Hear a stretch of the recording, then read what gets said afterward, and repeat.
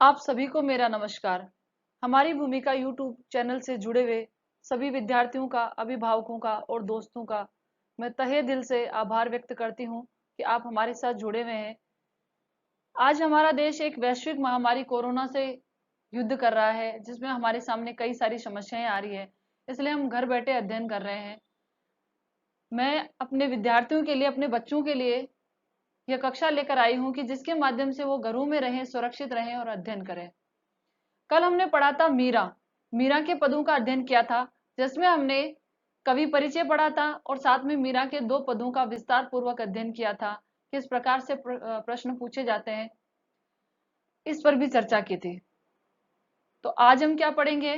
जैसा कि आप स्लाइड में देख पा रहे हैं, आरोह हम पढ़ने जा रहे हैं एनसीईआरटी, जो हमारा नवीनतम। कुछ बच्चे जो है मेरे व्हाट्सएप ग्रुप पे कमेंट्स करते हैं कि मैडम क्या सिलेबस चेंज हो गया है, पाठ्यक्रम क्या बदल गया है। तो मैं आपको रोज बताती हूँ और ऊपर इसीलिए लिख कर रखती हूँ कि एनसीईआरटी का जो नया पाठ्यक्रम आया है, जो आरबीएसई सीबीएसई सभी के लिए एक जैसा है, हम उसी नवीनतम पाठ्यक्रम के आधार पर ही पढ़ाई कर रहे हैं। आप निश्चिंत रहिए और पूरी क्लास को ज्वाइन करें। आपके लिए मेहनत करके क्लास लाई जा रही है, लेकिन जैसा कि मैंने हमारी कल की क्लास में देखा कि कुछ विद्यार्थी ज्वाइन कर लेते हैं, थोड़ा सा देखते हैं फिर छोड़ देते हैं। इसमें आप सभी का नुकसान है। जब तक आप पूरी क्लास नहीं देखेंगे, आप अच्छे से नहीं समझ पाएंगे और रट कर कोई भी कार्य नहीं किया जा सकता है। और मुझे ये पता है कि बहुत सारे विद्यार्थियों के पास अभी पुस्तकें भी नहीं है, क्योंकि वो अपने घरों में ही है, उनके पास पुस्तकें नहीं है। तो आपके लिए एक अच्छा अवसर है कि आपके पुस्तक नहीं है आपके पास, तो आप इसके माध्यम से पढ़ सकते हैं। तो मैं तो सिर्फ आपसे यही कहना चाहूंगी कि आप पूरी क्लास को ध्यान पूर्वक सुने, पूरी क्लास ज्वाइन करें, ताकि आपको समझने में किसी भी प्रकार की समस्या का सामना ना करना पड़े। कल मैंने एक प्रश्न पूछा था कल की क्लास में कि कृष्ण को गिरधर क्यों कहते हैं। कुछ बच्चों ने उसका आंसर भी दे दिया कि कृष्ण को गिरधर क्यों कहते हैं, लेकिन सिर्फ कुछ ही बच्चे उत्तर देते हैं, बाकी के बच्चे क्यों नहीं देते हैं। जब सब कक्षा में पढ़ते हैं तो आपको उत्तर देना चाहिए। इसका तात्पर्य ये हुआ कि साफ दिख रहा है कि आपने क्लास ज्वाइन तो की, लेकिन आपने पूरी क्लास को नहीं देखा, आपने पढ़ाई नहीं है, इसलिए आपको पता ही नहीं है कि मैंने क्या प्रश्न पूछा था। तो आगे से आप ऐसा नहीं करेंगे, क्योंकि ये क्लास आपके लिए है। आपके लिए हम इतना समय निकालते हैं और आप पूरी क्लास नहीं देखते हैं। मैंने जब कल प्रश्न पूछा था कि गिरधर क्यों कहते हैं, किरण पालीवाल ने सही उत्तर दिया था और भूमि ने, एक दो बच्चों ने और आंसर दिया था। जिन्होंने दिया उनको पता है। तो हमारे जो किशन कन्हैया अपनी बाल लीलाओं के लिए प्रसिद्ध है। किसके लिए? बाल लीलाओं के लिए। वो नटखट है, चंचल है, चितचोर है, माखन चोर है। तो उनको मुरारी कहते हैं। उनको गायें चराने के कारण गोपाल, जो है बालू के साथ रहने से उनको गोपाल भी कहते हैं। तो ठीक उसी प्रकार से उन्होंने इंद्र के प्रकोप से ब्रज प्रदेश को बचाने के लिए गोवर्धन पर्वत को अपनी उंगली पर धारण किया था और जो है ब्रजवासियों की रक्षा की थी, इसलिए उनको गिरधर कहा जाता है। ये बच्चों ने आंसर भी दिए थे। तो हम बिना समय गंवाए आगे की ओर चलते हैं। ध्यानपूर्वक देखिएगा। आज हम जो पाठ पढ़ने जा रहे हैं, क्लास 11th है हमारी। फिर से मैं बता देना चाहती हूँ, जो बच्चे रोज पूछते हैं कि ये कैसा पाठ्यक्रम है, तो बिल्कुल अभी जो आया है वह नवीनतम पाठ्यक्रम है। क्लास 11th एनसीईआरटी पाठ्यक्रम, आरबीएसई सीबीएसई सबके लिए बिल्कुल एक जैसा है। ठीक है। आरोह जो हमारी पुस्तक है, आज की हम जो कविता पढ़ेंगे पथिक उसका नाम है, और राम नरेश त्रिपाठी उसके क्या है? रचयिता हैं, रचनाकार हैं, राम नरेश त्रिपाठी। तो देखिए, काव्य खंड का तीसरा पाठ हम पढ़ने जा रहे हैं। कितने पाठ पढ़ चुके हैं हम? दो पढ़ चुके हैं। तो क्या आप तैयार हैं तीसरा पाठ पढ़ने के लिए? जो बच्चे अभी तक नहीं आए हैं वो क्लास में आ जाएं। हम क्लास को शुरू से ही ज्वाइन करें ताकि हम अच्छे से समझ सकें। फिर भी आपको कोई समस्या हो तो आप मुझे मैसेज करें, कमेंट्स करें। क्या हम पढ़ना स्टार्ट करें? चलिए जल्दी से बता दीजिए एक बार। गुड मॉर्निंग सबको, गुड मॉर्निंग। तो ठीक है, हम पढ़ना प्रारंभ करते हैं। देखिए अब, राम नरेश त्रिपाठी हम पढ़ने जा रहे हैं आज। जैसा कि आप स्लाइड में देख पा रहे हैं बच्चों, राम नरेश त्रिपाठी का जन्म 1881 ईस्वी में जिला जौनपुर उत्तर प्रदेश में हुआ था। कल मैंने आपको मीरा का जीवन और साहित्यिक परिचय लिखकर बताया था। मैंने आपको खुद जब पढ़ाया था तो लिखकर बताया था कि इस प्रकार से लिखते हैं। तो आज का आपके लिए है कि इसमें से आपको कवि परिचय, जीवन परिचय और साहित्यिक परिचय लिखना है, ताकि आपको भी तो लिखित अभिव्यक्ति का अभ्यास होना चाहिए। या आप लिखेंगे और मुझे लिखकर व्हाट्सएप पर मैसेज करेंगे कि आपने किस प्रकार से लिखा है, और मुझे उम्मीद है कि आप जरूर लिखेंगे।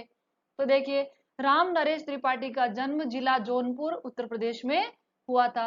आगे इनकी रचनाएं कवि परिचय में हम कहाँ लिखते हैं, साहित्यिक परिचय के बाद में लिखते हैं, तो आपको यहाँ नहीं लिखनी है, साहित्यिक परिचय के बाद में लिखनी है। इनकी रचनाओं के नाम है मिलन, पथिक, स्वप्न, ये इनके खंड काव्य है। ठीक है, नाम देख पा रहे हैं आप, खंड काव्य। एक तो होता है खंड काव्य और एक होता है प्रबंध काव्य। ठीक है, अब इसमें अंतर क्या होता है, जैसे रामचरितमानस है वो प्रबंध काव्य है। क्यों? क्योंकि देखो, खंड काव्य और प्रबंध काव्य में एक अंतर होता है। प्रबंध काव्य जिसमें समग्र जीवन का चित्रण होता है।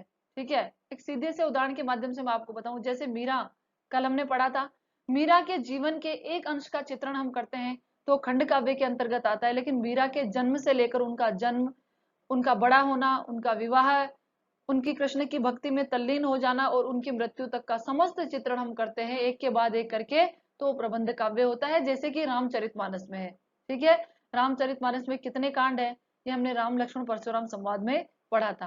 तो ये जो आज हम पढ़ेंगे पथिक, ये कैसा है, खंड काव्य है। क्या है बच्चों, खंड काव्य। चलिए देखते हैं, हमारे महान साहित्यकार कवि की मृत्यु कब हुई थी, 1962 ईस्वी में हुई थी। राम नरेश त्रिपाठी, ध्यान से देखिए, राम नरेश त्रिपाठी छायावाद पूर्व की खड़ी बोली के महत्वपूर्ण कवि माने जाते हैं। छायावाद पूर्व, अब ये छायावाद क्या है, मैंने एक पहले क्लास ली थी बच्चों, जिस क्लास में मैंने हिंदी साहित्य का काल विभाजन, मैंने आपको पहले भी कहा था, आज फिर कह रही हूँ, वो क्लास बहुत महत्वपूर्ण है।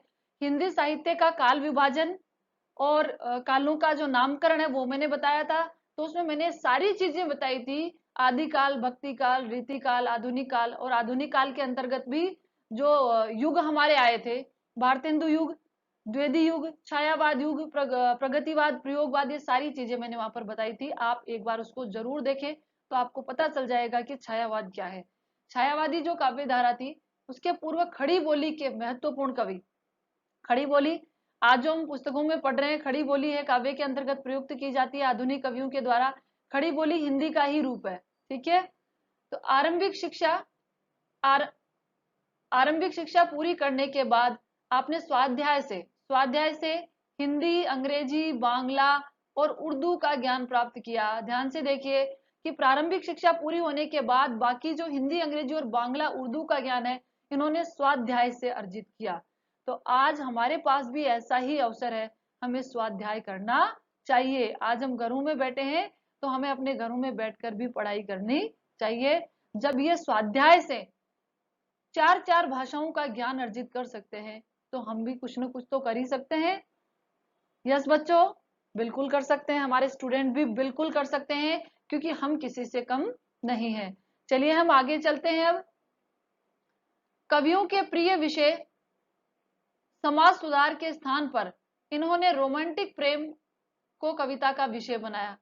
कवि अक्सर कौन सा विषय लेते हैं, समाज सुधार का, लेकिन इन्होंने रोमांटिक प्रेम को कविता का विषय बनाया। इनकी कविताओं में जो है प्रकृति प्रेम का बहुत ही सुंदर चित्रण देखने को मिलता है। आज ये पाठ के माध्यम से हम जान पाएंगे। इनकी कविताओं में देश प्रेम और व्यक्तिक प्रेम दोनों मौजूद है। एक साथ देश प्रेम भी देखने को मिलता है और साथ में ही व्यक्ति से प्रेम भी देखने को मिलता है, लेकिन देश प्रेम को ही विशेष स्थान दिया। मनुष्य को व्यक्ति से भी प्रेम होना चाहिए, देश से भी प्रेम होना चाहिए, लेकिन जब बात दोनों के बीच की आती है तो उसे किसका चयन करना चाहिए, देश प्रेम का, क्योंकि देश है तो हम है। भारतेंदु हरिश्चंद्र ने भी कहा है ना, भरा नहीं जो भावों से, भरा नहीं जो भावों से, बहती जिसमें रसधार नहीं, वह मनुज नहीं निरा पशु जिसमें स्वदेश का प्यार नहीं। तो स्वदेश का प्यार तो सब में होना ही चाहिए, और होता है, वो हमें समय समय पर कुछ मौकों पर, अवसरों पर देखने को मिलता है। देखिए, कविता कौमुदी 8 भाग में उन्होंने हिंदी, उर्दू, बांग्ला, संस्कृत की लोकप्रिय कविताओं का संकलन किया। किसमें? कविता कौमुदी में। फिर इसके बाद देखिए इसी के एक खंड में ग्राम गीत संकलित है। ध्यान से देखिए क्या संकलित है? ग्राम गीत। ये मैं आपको इसलिए विशेष बता रही हूँ कि आगे आप देखेंगे तो पता चल जाएगा कि गांव गांव घूमकर उन्होंने एकत्र किया। लोक साहित्य के संरक्षण की दृष्टि से हिंदी का यह उनका पहला मौलिक कार्य था। मौलिक कार्य उनका स्वयं का, जिसमें किसी का उन्होंने अनुसरण नहीं किया। ठीक है, उनका मौलिक कार्य था। ग्राम ग्राम घूमकर उन्होंने क्या किया था? ग्राम गीत जो कविता है, गांव गांव घूमकर उन्होंने लोक साहित्य का, ग्रामीण साहित्य का संरक्षण किया, जो उनका पहला मौलिक कार्य था। साथ ही वे बाल साहित्यकार के जनक भी, बाल साहित्य के जनक माने जाते हैं। ठीक है, किसके? बाल साहित्य के। उन्होंने बानर नामक बाल पत्रिका का क्या किया था? संपादन भी किया था, जिसमें मौलिक एवं शिक्षाप्रद कहानियां, प्रेरक प्रसंग आदि प्रकाशित होते थे।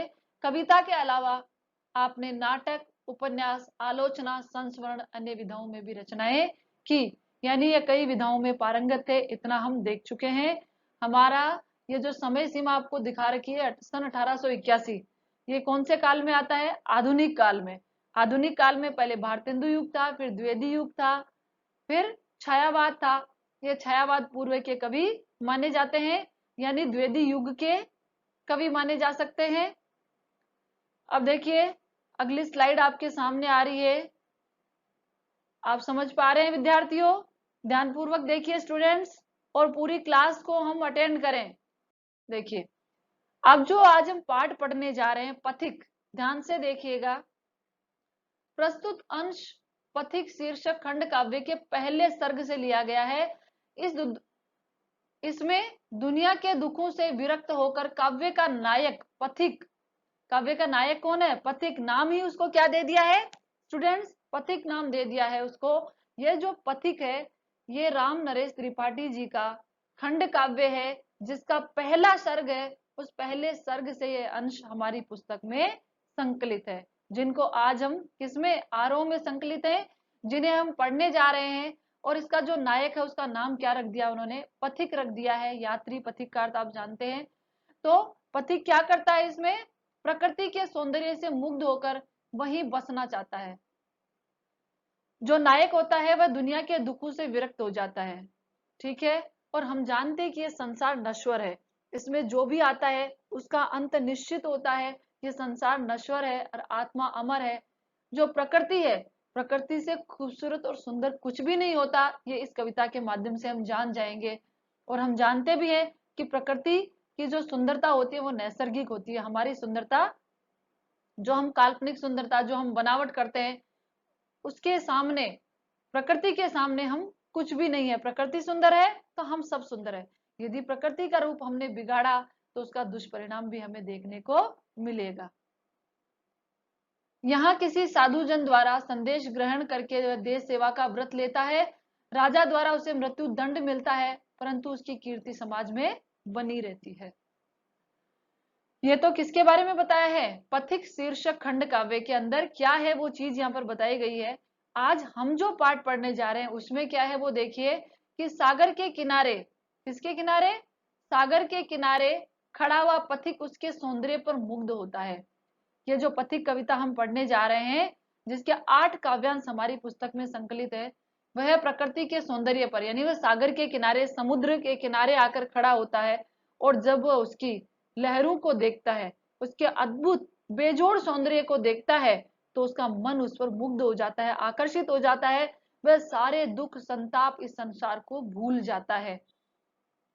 प्रकृति के इस अद्भुत सौंदर्य को वह मधुर, मनोहर, उज्जवल प्रेम कहानी की तरह पाना चाहता है। ध्यान से देखिए, ये रेखांकित की हुई पंक्तियां हैं कि प्रकृति का ये जो अद्भुत सौंदर्य है, ये जो अलौकिक सौंदर्य है, उसे मधुर, मनोहर, उज्जवल प्रेम कहानी की तरह उससे कभी प्रेम करना चाहता है। प्रकृति के इस प्रेम को पाना चाहता है, क्योंकि हमने जैसा बताया ना कि जो पथिक होता है वह संसार के दुखों से विरक्त हो जाता है, उसे संसार से विरक्ति हो जाती है और वह प्रकृति से प्रेम करने लगता है।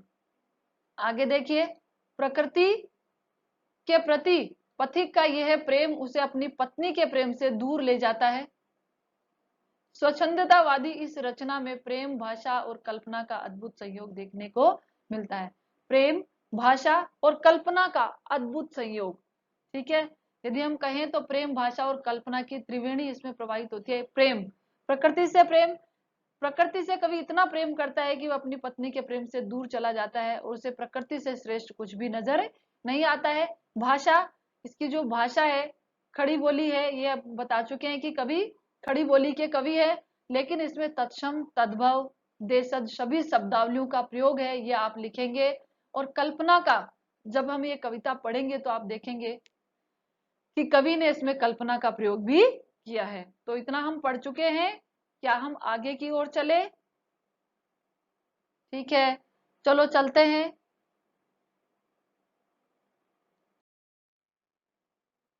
ये देखिए, ये जो दृश्य आप देख पा रहे हैं, यही दृश्य स्टूडेंट्स किसमें है? इस कविता में है। जो पथिक कविता हम पढ़ेंगे, बिल्कुल ऐसा ही दृश्य किसके समक्ष होता है? पथिक के समक्ष होता है। नीचे समुद्र है, पहला जो काव्यांश हम पढ़ेंगे, ऊपर आप देख पा रहे हैं कि पथिक, पथिक जो है ये खंड काव्य प्रथम सर्ग से लिया गया है, जिसमें प्रकृति के अद्भुत सौंदर्य का चित्रण है। अब देखिए कितनी सुंदरता है इस दृश्य के अंदर, जिसको देखकर हर किसी का मन उसी में मुग्ध हो जाए, उसी में खो जाए, उसी में तल्लीन हो जाए। नीचे समुद्र है और ऊपर रंग बिरंगे बादल है, और इन रंग बिरंगे बादलों का प्रतिबिंब किस में पड़ रहा है? समुद्र में पड़ रहा है। तो कितना मनमोहक, मन को आकर्षित करने वाला दृश्य यहाँ पर अंकित हो रहा है। ऐसे ही दृश्य किसके सम्मुख है? पथिक के सामने है। और पथिक क्या, कोई भी व्यक्ति इस जब दृश्य को देखेगा तो वह इसी में तल्लीन हो जाएगा। ये जो कविता है, यदि हमसे पूछे कि इससे हमें क्या प्रेरणा मिलती है, तो आज जो मनुष्य पाश्चात्य सभ्यता, संस्कृति और अंधानुकरण की होड़ में इतना अंधा हो गया है कि वह प्रकृति का क्या कर रहा है? दुरुपयोग कर रहा है। तो ऐसे समय में ये कविता हमारे मन में प्रकृति के प्रति प्रेम और संरक्षण का भाव जगाती है। ध्यान से सुनिएगा। प्रकृति के प्रति प्रेम और संरक्षण का भाव जगाती है, और इसका साक्षात नमूना हम देख चुके हैं। यदि हम प्रकृति का अनियंत्रित दोहन करेंगे तो वह भी अपने विकराल रूप को धारण करेगी। कभी अनावृष्टि होगी तो कभी अतिवृष्टि होगी, कभी बाढ़ आएगी, कभी भूकंप आएंगे, तो कभी कोविड-19 जैसी बीमारियां जाने कहां कहां से उठकर आएंगी। आज हम देख रहे हैं हमारे देश में अतिवृष्टि हो रही है। यदि कहीं पर वर्षा नहीं हो रही है तो कहीं पर इतनी अधिक हो रही है कि देश की सारी अर्थव्यवस्था, जनजीवन अस्त व्यस्त हो रहा है। ये मैं नहीं कह रही हूँ, ये हम रोज आज तक एबीपी जितने भी न्यूज चैनल है उनमें सुनते हैं कि बड़े बड़े बांध टूट चुके हैं राज्यों की। जैसे हमारा जो बिहार है, उधर जो हमारा पूर्वी भारत है, सबकी स्थिति बड़ी अस्त व्यस्त हो चुकी है। तो ये हम प्रकृति के साथ, यदि प्रकृति का संतुलन नहीं बना रहेगा तो हमें इस प्रकार की विपदाओं का सामना करना पड़ेगा। तो आप भी कविता को ध्यान पूर्वक सुनिए, और इसी कविता में प्रकृति के प्रेम में, प्रकृति के आनंद में आइए हम भी क्या करते हैं? गोते लगाते हैं, प्रकृति के प्रेम की अनुभूति करते हैं। चले करें, चलिए आगे चलते हैं हम। ओके, देखिए पहली स्लाइड, पहला काव्यांश आपके सामने आ चुका है, और इसका चित्र मैं आपको पहले दिखा चुकी हूँ। यह चित्र आपको इसलिए दिखाया गया है कि जो चित्र आपने देखा है उसी का पूरा अनुभव आपको इसके अंदर करना है। यह जो काव्यांश है, इसका पूरा का पूरा भावार्थ उस स्लाइड में आपने देखा है। जैसा इसमें बताया गया है वैसा ही चित्र मैं आपके सामने लेकर आई थी कि कैसा लगता है पथिक को समुद्र के किनारे खड़े होकर। तो चलिए हम व्याख्या करते हैं। सबसे पहले प्रिय विद्यार्थियों, आप जो है भावार्थ को, कविता की व्याख्या को ध्यान पूर्वक देखेंगे तो आप हर प्रश्न का उत्तर कर सकेंगे। हमारी जो सीबीएसई बोर्ड है उसमें काव्यांश दिया हुआ आता है, और उसमें से प्रश्न पूछते हैं। जैसे ऐसे पूछ लेते हैं कि रवि के सम्मुख किसकी माला थिरक रही थी, या इस काव्यांश का भावार्थ लिखिए, आशय स्पष्ट कीजिए, कवि का मन क्या चाहता है। इस प्रकार से प्रश्न पूछ लेते हैं। और हमारे यहाँ पर जब सप्रसंग व्याख्या पूछते हैं, लेकिन दोनों का आधार यही है कि हमको भावार्थ अच्छे से समझ में आएगा तो हम हर प्रश्न का उत्तर कर सकते हैं। इसलिए आप ध्यान पूर्वक सुने, ध्यान पूर्वक देखें। देखिए, प्रतिक्षण, प्रत्येक क्षण, नूतन का अर्थ आप जानते हैं, नूतन का अर्थ होता है नया, वेश का मतलब आप जानते हैं रंग बिरंगा, रवि यानी सूर्य, थिरकना यानी नाचना, नभ का अर्थ होता है आकाश, और वारिदमाला, वारिदमाला का अर्थ होता है बादलों की माला। आपकी जो पाठ्य पुस्तक है उसमें दे रखा है कि वर्षा की लड़ियां, ठीक है, लेकिन जो वारिद होता है उसका अर्थ बादल होता है, तो बादलों की माला। कवि इसमें साफ बता रहा है कि वह समुद्र के किनारे खड़ा है और आकाश में बादलों की एक माला सी बन गई है। माला जानते हैं ना, अलग अलग मोतियों को, बहुत सारे मोतियों को जब हम एक धागे में पिरो देते हैं तो वह क्या करता है, माला का रूप धारण कर लेता है। तो ठीक उसी प्रकार से आकाश में इतने सारे बादल एक के बाद एक है कि बादलों की एक माला सी बन गई है। ठीक है, नीचे देखिए एक शब्दार्थ और है, विचरू का अर्थ होता है विचरण करना और घन का अर्थ होता है बादल। बाकी बहुत सरल है। तो चलिए अब हम अर्थ देखें। क्या आप तैयार हैं, बताइए। ओके, अब हम पढ़ते हैं। प्रतिक्षण नूतन वेश बनाकर रंग बिरंग निराला, रवि के सम्मुख थिरक रही है नभ में बारिद माला। नीचे नील समुद्र मनोहर, ऊपर नील गगन है, घन पर बैठ बीच में विचरू यही चाहता मन है। साफ क्लियर आपको दिख रहा है कि जो पथिक है, हमने अभी क्या कहा था, पथिक जो है वह संसार के दुखों से उसे विरक्ति हो गई है, सांसारिक मोह माया से वो विरक्त हो चुका है, अलग हो चुका है, उसका मन प्रकृति में लग चुका है। तो प्रकृति कवि अभी कहां पर खड़ा हुआ है, ये हमने पाठ परिचय में पढ़ा, समुद्र के किनारे। समुद्र के किनारे खड़ा हुआ पथिक जो सोचता है वही इस काव्यांश के माध्यम से हमारे समक्ष उजागर हुआ। तो देखिए कवि कहते हैं, कवि राम नरेश त्रिपाठी कहते हैं कि पथिक सांसारिक मोह माया से विरक्त होकर समुद्र के किनारे वहां के प्रकृति के प्राकृतिक सौंदर्य को देखकर उसका मन अभिभूत हो जाता है, वह प्रकृति में तल्लीन हो जाता है। और क्या कहता है, प्रतिक्षण नूतन वेश बनाकर रंग बिरंग निराला, रवि के सम्मुख थिरक रही है नम्य वारिद माला। बादलों की माला, बादलों की माला पल पल में नया नया वेश बनाकर, बादलों की माला पल पल में नया नया वेश बनाकर रंग बिरंगा निराला सा अनुपम सा रूप धारण करके रवि की किरणों के सम्मुख, रवि के सम्मुख थिरक रही है, नृत्य कर रही है। फिर से देखिए, बादलों की माला प्रति क्षण नया नया वेश बनाकर रंग बिरंगा अनुपम रूप धारण करके सूर्य के सम्मुख नृत्य कर रही है। आकाश में बादलों की माला क्या कर रही है, नृत्य। बादलों की माला नृत्य कर रही है, कौन सा अलंकार है, चलिए आप बताइए। मैं आपको बहुत अच्छे से अलंकार पढ़ा चुकी हूँ, हमारी ये 2 क्लासें हो चुकी है अलंकार पर। आप ये बताइए कि बादलों की माला नृत्य कर रही है और अक्सर जहां प्राकृतिक सौंदर्य का चित्रण होता है वहां कौन से अलंकार का प्रयोग होता है, बताइए जल्दी से। आप सभी जानते हैं मानवीकरण अलंकार का प्रयोग होता है कि प्रकृति मनुष्य की तरह क्रियाकलाप करती हुई प्रतीत होती है। अभी हमने पाठ परिचय में क्या पढ़ा था कि इस पाठ में प्रेम, भाषा और कल्पना का समाहार है। तो यही तो कल्पना है कि बादलों की माला क्या कर रही है, रवि के सम्मुख नृत्य कर रही है। यानी बादल नृत्य नहीं कर रहे हैं, वो आकाश में इधर से उधर क्या कर रहे हैं, तैर रहे हैं। और जब बादल इधर से उधर विचरण करते हैं तो ऐसा मान लिया है कि जब सूर्य की किरणें उन पर पड़ती है तो हम देखते हैं कि जैसे ही बादल सामने आ जाते हैं सूरज दिखना बंद हो जाता है। ठीक है, बादल हट जाते हैं तो सूरज फिर से दिखने लगता है। ये तो देखते हैं ना, हम रोज देखते हैं कि नहीं देखते। आजकल देखो वर्षा का समय है तो सूरज कितनी बार तो दिखाई भी नहीं देता है, कभी बादलों के बीच में से दिखता है तो कभी छुप जाता है। तो उन्होंने मान लिया है। और बादल रंग बिरंगे कैसे हो गए, आपको पता है, कभी सफेद, कभी काले, कभी थोड़े नीले। और जब सूर्य की किरणें पड़ती है तो उनका रंग बदल जाता है, जैसा कि आप पिछली स्लाइड में देख चुके हैं। तो कवि क्या कहते हैं कि पथिक प्राकृतिक सौंदर्य को देखकर अभिभूत हो जाता है और वह कहता है कि आकाश में बादलों की माला प्रत्येक क्षण नया नया नूतन वेश बनाकर रंग बिरंगा अनुपम रूप धारण करके रवि के सम्मुख बादलों की माला थिरक रही है, अर्थात बादल नृत्य कर रहे हैं। आ गया समझ में, बिल्कुल आ गया होगा, तीसरी बार बता चुकी हूँ। ठीक है, जैसे क्लास में बताती हूँ मैं। आगे देखिए, नीचे नील समुद्र मनोहर, ऊपर नील गगन है। और वहां का दृश्य कैसा है, देखिए मेरा जो कर्सर है थोड़ा ऊपर नीचे चल रहा है क्योंकि मैंने अभी अभी आपके लिए इसको चलाना सीखा है। धीरे धीरे बिल्कुल सही हो जाएगा, लेकिन आपको दिखाई सब दे रहा है, ये हाईलाइटर है, आप जानते हैं। ठीक है, नीचे नील समुद्र मनोहर, पति कहता है कि जहां वह खड़ा है वहां पर नीचे नीला नीला विशाल समुद्र फैला हुआ है, विशाल असीम अथाह समुद्र फैला हुआ है।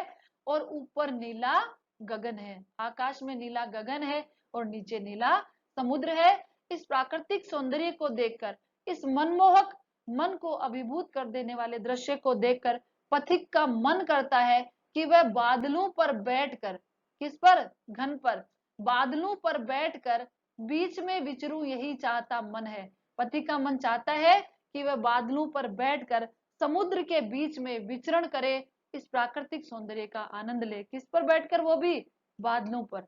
मन है हमारा, मन की शक्ति कहीं भी जा सकती है। हम बैठे यहाँ पर है लेकिन हम अमेरिका पहुंच जाते हैं पल भर में, कभी हम दिल्ली चले जाते हैं, हम आकाश पाताल के सैर भी कर लेते हैं। क्योंकि मन जो होता है ना, मन चंचल चित्त चोर कहते हैं ना, मन के मते न चालिए मन चंचल चित्त चोर। तो मन बहुत चंचल होता है, उसकी गति बहुत तेज होती है, वह पल भर में कहीं भी जा सकता है। वह साइंस की गति को भी फेल कर सकता है। पता है ना, साइंस के अकॉर्डिंग किसकी गति सबसे अधिक होती है? ठीक है, क्योंकि आप हमारे साइंस के स्टूडेंट्स हैं, आर्ट्स के स्टूडेंट्स भी है।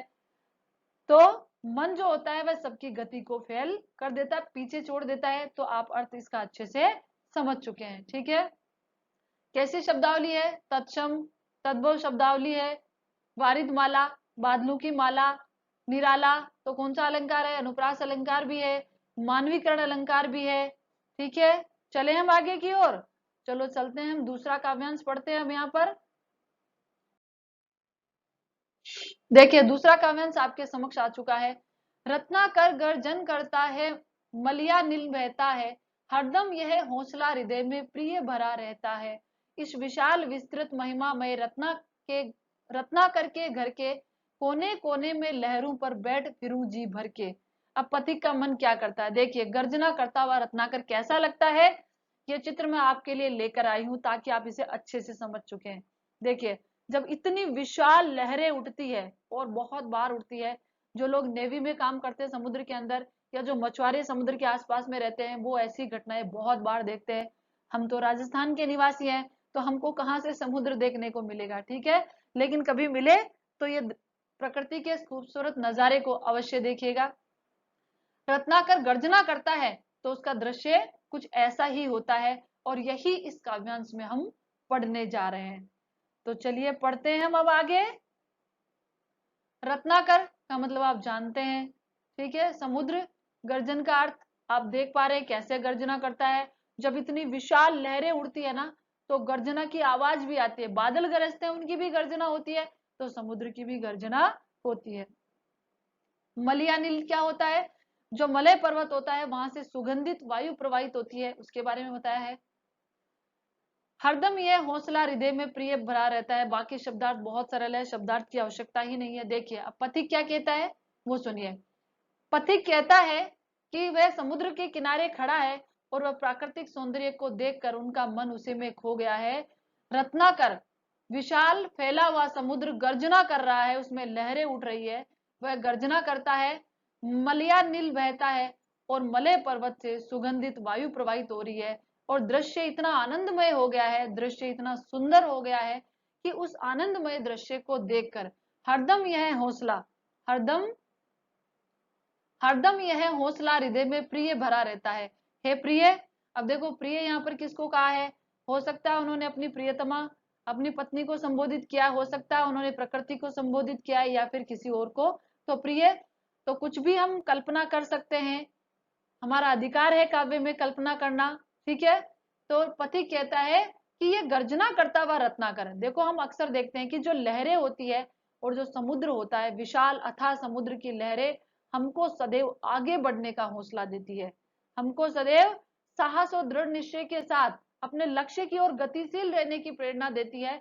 तो कवि कहते हैं कि ये गर्जना करता हुआ रत्नाकर, और मलय पर्वत से जो सुगंधित वायु प्रवाहित हो रही है, वहां प्रकृति का दृश्य इतना सुहावना मनमोहक हो गया है कि यह गर्जना करता हुआ रत्नाकर हमारे हृदय में हौसला भर देता है। लक्ष्य के प्रति समर्पित होकर आगे बढ़ने का हौसला, हे प्रिय, सदैव हमारे हृदय में भर देता है।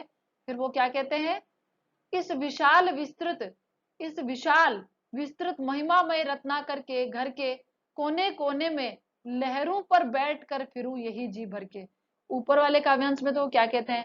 वो बादल देख रहे हैं, तो कहते हैं कि बादलों पर बैठकर वो इस विशाल गगन की सैर करना चाहते हैं, क्योंकि आकाश का चित्रण है ऊपर, बादल आकाश में तैरते हैं, आकाश में दिखाई देते हैं, ठीक है। तो वो सुंदर आकाश को निहारना चाहते हैं, और यहाँ पर वो विशाल रत्नाकर को निहारना चाहते हैं। तो उनको कहाँ पर बैठना पड़ेगा? लहरों पर बैठना पड़ेगा, ठीक है। लहरें जो होती है हमारी मन की कल्पनाओं का प्रतीक भी होती है।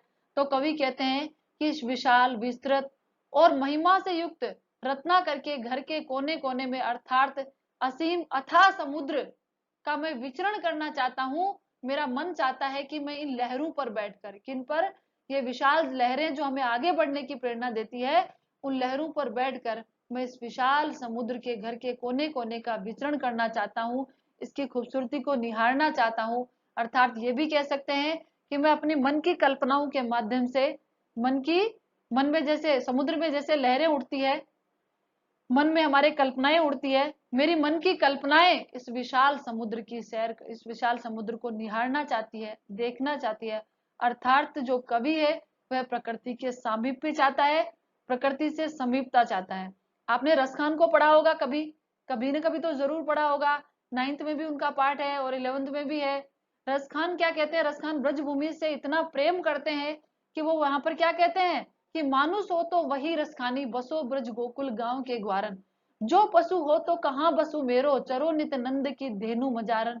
और एक जगह उन्होंने लिखा है, वाह लकुटी अरु कामर या पर राज तिहु पुर को तजी डारू। अर्थात वो ब्रजभूमि का सानिध्य चाहते हैं। लेकिन राम नरेश त्रिपाठी यहाँ पर प्रकृति से बहुत प्रेम करते हैं। पथिक जो है वह संसार के दुखों से विरक्त होकर प्रकृति से इतना मोह रखता है कि वह क्या करता है? प्रकृति की समीपता चाहता है, उसकी प्रकृति से क्या है? अनुरक्ति है। वही हमें यहाँ पर देखने को मिल रहा है, ठीक है। तो चलिए हम चलते हैं। आपको इतना अच्छे से समझ में आ गया होगा। आज हम पूरा पाठ नहीं पढ़ेंगे, क्योंकि पूरे 8 काव्यांश से आज हम आधे ही पढ़ेंगे, आधे हम जो है हमारी अगली क्लास में पढ़ेंगे, ठीक है। स्टूडेंट्स आगे चले, ठीक है। ये दृश्य भी आप देख पा रहे होंगे, आपको देखने में कोई समस्या नहीं होगी, ना सुनने में होगी, बस आपको समझना है, ठीक है। और धैर्य से पूरी क्लास को अटेंड करना है। निकल रहा है जल निधि तल पर, निकल रहा है जल निधि तल पर दिनकर बिंब अधूरा, कमला के कंचन मंदिर का मानो कांत कंगूरा, लाने को निज पुण्य भूमि पर लक्ष्मी की असवारी, रत्नाकर ने निर्मित कर दी स्वर्ण सड़क अति प्यारी। ये दृश्य आप देखिए तो आपको पूरा काव्यांश अच्छे से समझ में आ जाएगा। इसीलिए हम क्या कहते हैं, मैंने कहा आपको ये कहे कोई कि ताजमहल के ऊपर निबंध लिखो, ताजमहल के बारे में आप क्या जानते हैं, या ताजमहल को छोड़िए आपको ये कह दे कि चित्तौड़गढ़ के बारे में, तो जिन्होंने चित्तौड़गढ़ को देखा है वो उसके बारे में बिना कुछ पढ़े सब कुछ लिख सकते हैं। लेकिन जिन्होंने किताबों से पढ़ा है ना, सिर्फ देखा नहीं है, वो उसका उतना अच्छा वर्णन नहीं कर पाएंगे, क्योंकि उन्होंने, जो पहले वाले बच्चे हैं, उन्होंने उनको सजीव देखा है, ठीक है, साक्षात आंखों के समक्ष देखा है। तो ये जो दृश्य आपको दिखाई दे रहा है, देखिए आप इसमें ध्यान से, जल निधि तल पर, ऊपर दिख रहा है आपको, पहले ऊपर देखिए, जल निधि तल यानी जो समुद्र की जल निधि है। निधि, समुद्र में बहुत सारा जल होता है, अथाह जल होता है, भंडार होता है, ठीक है। तो जल का एक भंडार होता है। तो समुद्र के जल के तल पर, जल निधि तल पर यानी समुद्र जो कि जल से भरा हुआ है, सीधी सी बात है, सहज बात है, उसके तल पर दिनकर बिंब अधूरा, दिनकर बिंब अधूरा, सूर्य का क्या पड़ रही है? परछाई, प्रतिबिंब, आधा निकला हुआ सूर्य। सुबह सुबह देखा ना कि जब सूर्योदय होता है और सूर्य आधा निकलता है, और जब उसका समुद्र के ऊपर, जल के ऊपर प्रकाश पड़ता है, उसका प्रतिबिंब बनता है, तो वो कैसा लगता है? जैसा कि इस दृश्य में दिखाई दे रहा है, जैसा इस काव्यांश में बताया गया है। तो वह कैसा लगता है? वह ऐसा लगता है कि मानो कमला, कमला किसका पर्यायवाची है स्टूडेंट्स? लक्ष्मी का पर्यायवाची है। भगवान विष्णु की पत्नी माँ लक्ष्मी, धन की देवी माता लक्ष्मी का पर्यायवाची है। तो कमला के कंचन मंदिर का मानो कांत कंगूरा, कंगूरा आप जानते हैं गुंबद होता है। तो जैसे देखिए ऊपर देख पा रहे हैं ना, ये सूर्योदय हो रहा है, ये सूर्योदय यहां पर हो रहा है इस जगह पे, ठीक है। बिल्कुल आप अच्छे से, अरे वाह, 8 बन गया इसमें तो, ठीक है। ये यहाँ पर सूर्योदय हो रहा है, और इसकी किरणें कहाँ पड़ रही है? इसकी किरणें देखिए, यहाँ पर भी ये सूर्य की किरणें दिखाई दे रही है, और एक इसकी परछाई ये इस जल में भी दिखाई दे रही है ना, ठीक है। तो जब सूर्य का आधे निकले हुए सूर्य का दिनकर का प्रतिबिंब समुद्र के तल पर, जलनिधि तल पर पड़ता है, तो ऐसा लगता है मानो वह स्वर्ण मंदिर का सोने का गुंबद हो, स्वर्ण मंदिर का सोने का गुंबद हो। क्योंकि देखिए स्वर्णिम परछाई बन रही है ना, इसमें सूर्य की किरणें पड़ती है तो क्या हो जाता है, जहां जहां वो किरणें पड़ रही है वहां का दृश्य स्वर्णिम हो जाता है, सोने जैसा हो जाता है। और माँ लक्ष्मी तो धन की देवी है, तो उनका मंदिर किसका होगा, सोने का होगा। ऐसी कल्पना कवि ने कर ली है। ठीक है, हमने कहा था ना कल्पना देखने को मिलेगी। तो ये जो प्राकृतिक दृश्य है रत्नाकर, समुद्र के अंदर हो रहा है, ये प्राकृतिक दृश्य कहाँ हो रहा है, रत्नाकर में। देखिए ये, एक मिनट फिर से इसको मिटा देती हूँ मैं, फिर देखिए आप, ये देखिए मिट गया है। अब देखिए, हाँ, क्या कहते हैं, रत्नाकर ने, ये समुद्र है यहाँ पर, ये आप देख पा रहे हैं ना समुद्र, ये समुद्र है पूरा यहाँ पर। ठीक है बच्चों, अब देखिए निर्मित कर दी स्वर्ण सड़क अति प्यारी, किसने, ये कह रहे हैं कि लक्ष्मी की सवारी धरती पर लाने के लिए उनके स्वागत में, माँ लक्ष्मी के स्वागत में रत्नाकर ने सोने की सड़क का निर्माण कर दिया है।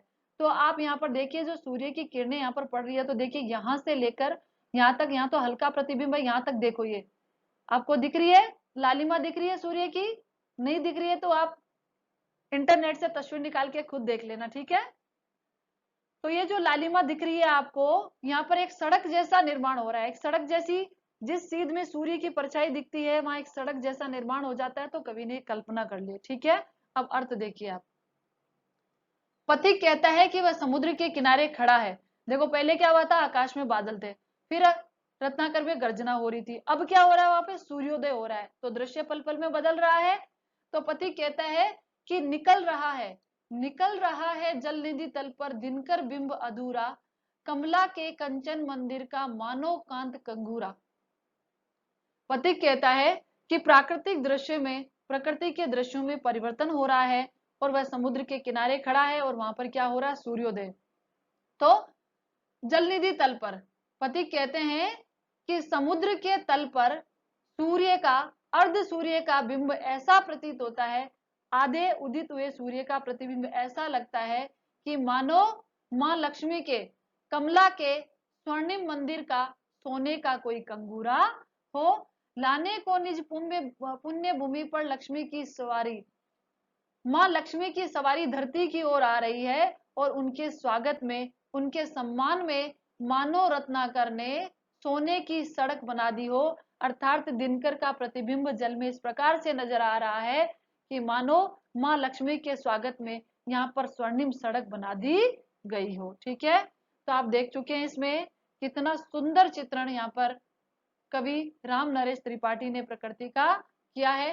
कंचन मंदिर, ठीक है, कांत कंगूरा, दिनकर बिंब, देखिए कितना सुंदर चित्रण कवि ने यहाँ पे किया। अनुप्रास अलंकार है, इसमें रूपक अलंकार भी है, और कौन से अलंकार हैं, कुछ आप भी बताइए। देखिए आप बताएंगे मुझे कमेंट्स करके, आपने अलंकार पढ़े हैं तो आप मुझे बताएंगे कि इसमें और कौन सा अलंकार है।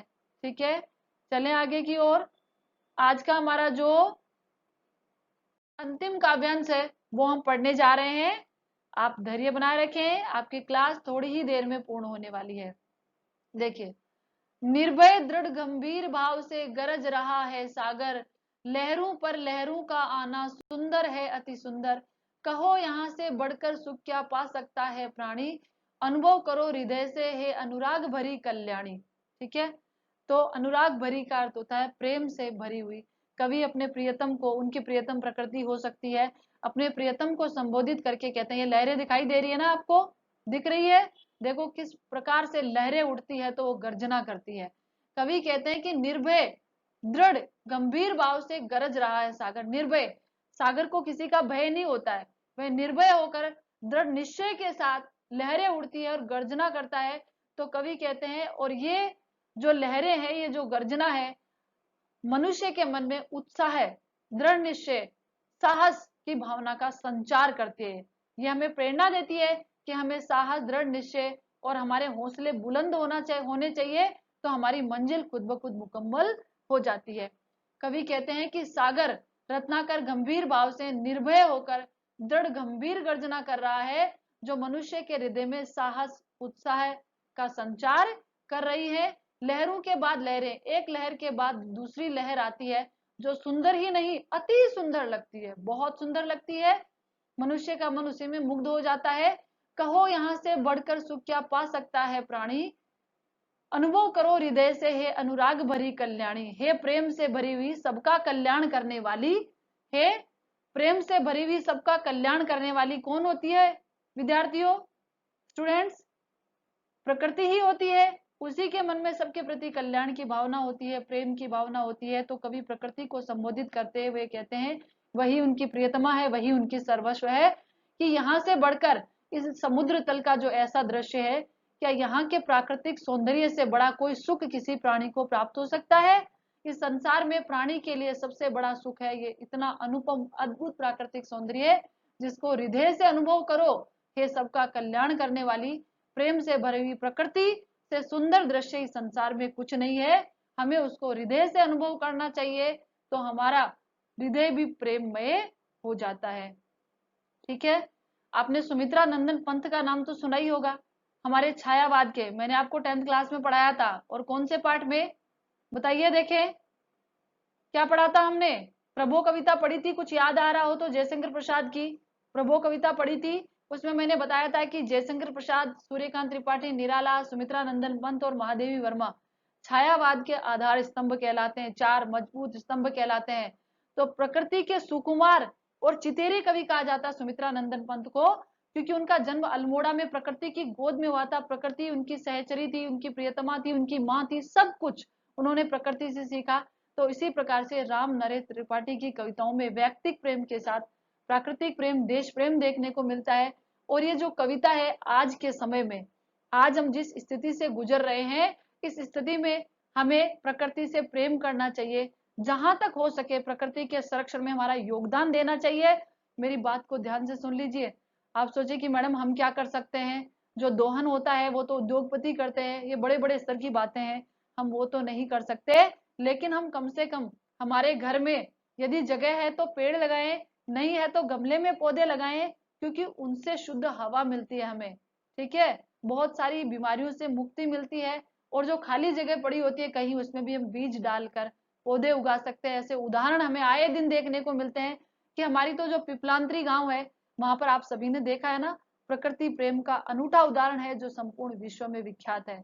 आप और हम सभी देखते हैं, वहां रक्षाबंधन के दिन पेड़ों को राखी बांधी जाती है, जानते हैं ना। तो ये हम सभी कर सकते हैं, हमसे जितना हो सके हमें प्रकृति का संरक्षण करना चाहिए।